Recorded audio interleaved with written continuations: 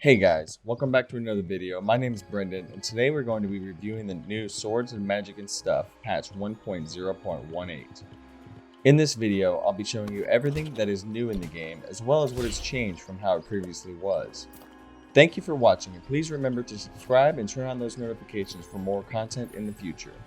And now, onto the video.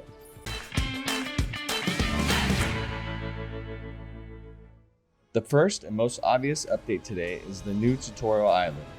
The first thing you will notice when leaving the wrecked ship is the new crab animations. Now they have a more randomized movement pattern. This will add a lot of variety and visual appeal to those little guys.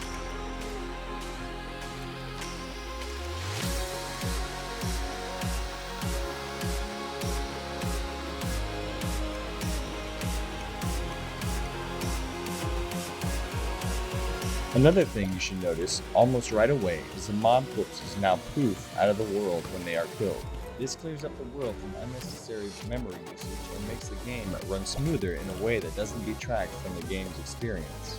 The crabs also drop a new item, which is the crab claw. Right now, these are for selling to obtain gold, but to my understanding will eventually be used for cooking, which is one of the crafting abilities to be added in the game later down the road. Another nice feature of the tutorial island is the Tooltips, which are available to help new players just starting out and possibly don't know the standard movement or usage keys. These are extremely useful when first learning the game and should definitely not be ignored. Along with the tooltips for default keys, there was also an overhaul of the menu.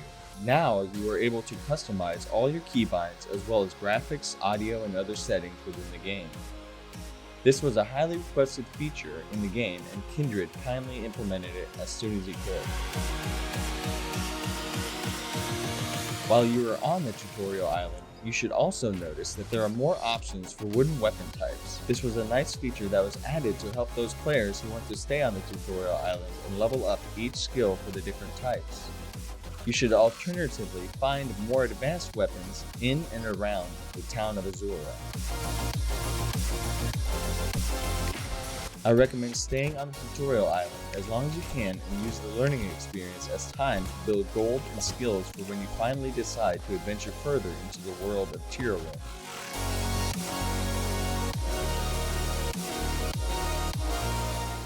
Eventually, you should find yourself needing to replenish your health in some way. This is a great time to purchase and find potions, food, or drink. If you find these items and use them, the new patch provides some great looking animations and sound when you do. I never knew how much I needed this feature in the game until I heard and saw it for the first time. I, for sure, can say that I am glad this was put into the game. Once you found yourself leaving the island and touching ground on the larger island just outside, you may have noticed that there are now continuous music throughout the world. This was a feature that was highly requested, and once again, Kindred was so kind to bless our ears with a wonderful soundtrack. Remember, if you find yourself feeling overwhelmed by the volume of the music or just don't care to hear it any longer, you can always use the slider within the menu. Another update that's made its way in the game for this patch is the stacking sizes of all the resources. What used to be 12 or 24 is now capped out at 99.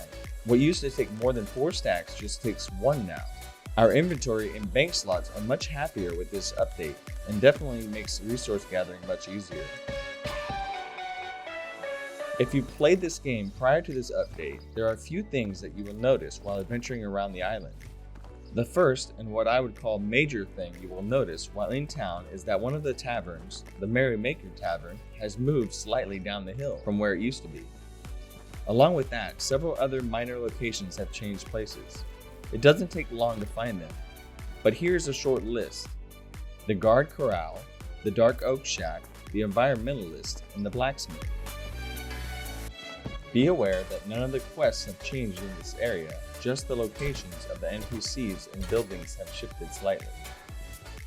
Along with buildings being shifted around, some of the quests and NPCs either have been temporarily removed or moved to different locations. As with the crabs on the tutorial island, you will also find that the boars on Azura Island have had a major rework as well. When in combat with the boars, you will experience different movement patterns, aggro range changes, and now they are also stunned upon running into obstacles, so dodging is much more useful. As mentioned though, be careful because they will completely demolish you if you are not careful when choosing who to engage first.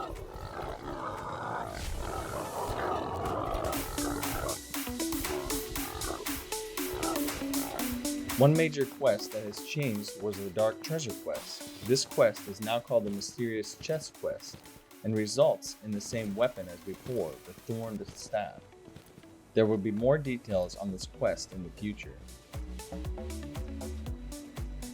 The last thing I want to mention in this video is the new resource. This new resource corresponds to a new major item in the game and therefore a new major quest. This resource is of course used for upgrading the new item from the standard of flimsy to masterwork. That's all the updates I have for you today. Be sure to comment down below with your favorite update. Also be sure to check out the Twitch, Twitter, and Instagram from the links down below. Anyway, I hope you enjoyed this one. My name is Brendan and I hope you have a nice day.